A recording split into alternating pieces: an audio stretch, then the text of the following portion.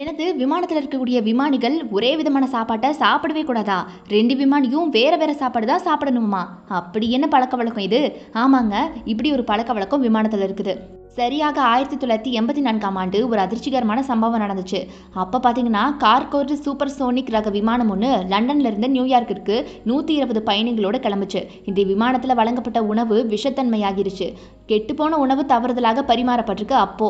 இதனால பயணத்தின் போது பலருக்கும் வாந்தி, பேதி, மயக்கம்னு சொல்லிட்டு சில விஷயங்கள் நடந்திருக்கு. பயணிகள்ல ஒருத்தர் இறந்தே போயிட்டாராம். இதே உணவு தான் விமானிகளுக்கும் கொடுத்துருக்காங்க.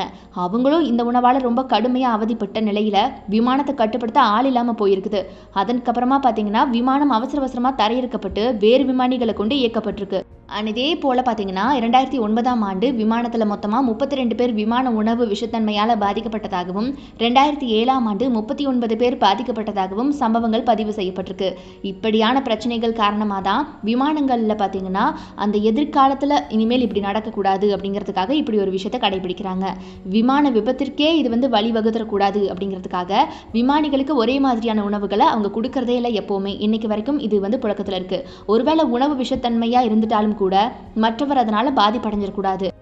இது மட்டும் இல்லைங்க, விமானத்தை ஒரு வேளை ஹைஜாக் செஞ்சுட்டாலும் கூட விமானத்தில் இருக்கக்கூடிய உணவில் மயக்க மருந்து கலக்கும் அபாயமும் இருக்கிறதுனால இதனால விமானிகளுக்கு வேறு உணவு கொடுத்துடலாம் அப்படிங்கிற முடிவுக்கு வந்திருக்காங்க. விமானிகளுக்கு வழங்கப்படக்கூடிய உணவுகளில்